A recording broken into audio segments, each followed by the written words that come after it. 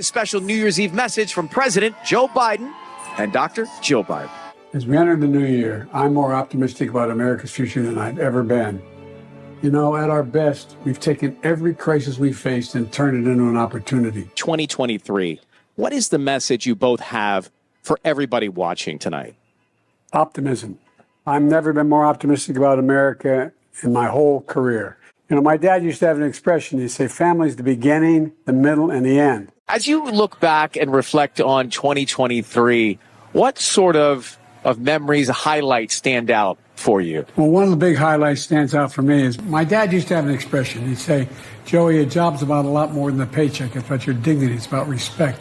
So many people through the Midwest and in the center of the country, their factories are shipped overseas the last couple of times out, and they were losing hope and faith. So we brought a lot of jobs back to the United States. People are in a position to be able to make a living now. So that's got to be one of the most funniest things I've ever seen. Joe Biden in 21 and in 22, when asked what he's looking forward to and how he feels about the coming year, he says he's optimistic. Well, his optimism has gone nowhere. It went nowhere in 22, it went nowhere in 23, and certainly not going to go anywhere in 2024. This man is an outright failure from day one as being sworn in as the President of the United States. He goes along with all the wrong things for the wrong reasons. He takes care of certain groups of people because he feels that these are the ones who will vote for him. And that brings me to Taylor Swift. We all know there's millions and millions of Swifties out there. Her and the boyfriend, Travis Kelce. And if you like Travis Kelce, good for you. I, quite frankly, could care less. Taylor Swift is a billionaire. I believe she's a talented entertainer. And all her fans over the years are all now able to vote. So if the Democrats go to her and offer her something and say, hey, endorse Joe Biden, we'll give you this, or we'll take care of this, or whatever, she's going to say yes, and she comes out and she endorses Biden for 2024. Reason being, votes. Biden doesn't even know who Taylor Swift is. Biden doesn't even know who he is. But he sits next to Dr. Jill, as Ryan Seacrest had to say, President and Dr. Biden. Give me a fucking break with that. These people could care less about what's actually happening in our country. Right now, as I'm talking to you, Biden is sitting on an island in St. Croix, one of his many, many vacations while he's been in the White House. He always manages to get away for one reason or another. There has not been a president in my lifetime who has been on as many vacations as Joe Biden. He does not care what is happening in this country. There are millions upon millions of illegal immigrants coming through our borders daily. Last year, there were hundreds of thousands per day.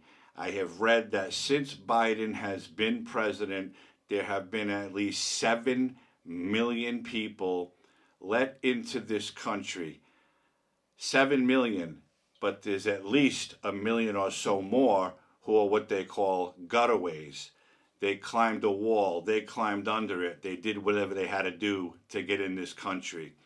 I can't tell you how many people have been apprehended who are on terror watch lists. How many drugs have been confiscated by people trying to sneak into this country. And Joe Biden, again, could give two shits about that. They don't want voter ID. They say asking someone for an ID to vote is racist. The one reason, and I've talked about this before, the one and only reason that they don't want voter ID is so that all the illegals who are coming in, Joe Biden, we love Joe Biden, because he's letting them in the country and then sending them off to wherever, They can walk into a polling place, say some name, write down some address, and vote for this fool.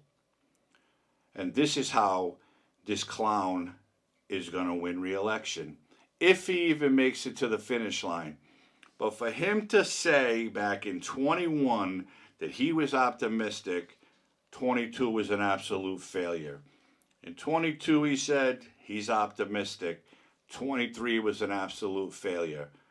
And now he thinks he's going to do something good until election time. The Democrats want one thing, and they say it about Trump. They say Donald Trump wants to be a dictator. I have to disagree with that, because everything we've seen out of the Biden White House is do as I say, not as I do. Gavin Newsom's the same way. Kamala Harris is the same way. Pelosi, Schumer, all the clowns in Congress do whatever it is they want, and they read out of Joe Biden's playbook to try to make the American people believe that they're doing what is right for our country. We know it's a scam. They know it's a scam.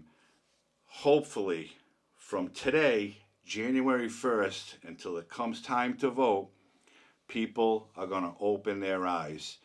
These people do not care about the average American. They want to tell you when and where you can go, when you can spend your money, what you can spend it on, and so on. They're failures. Joe Biden has been a failure and a liar and a criminal his entire career. It's time to wake up, and if it's not Donald Trump, because I don't care who it is, but if Joe Biden or one of his cronies get in there again, you think the last 4 years have been bad? The United States will be a third world country. Mark my words.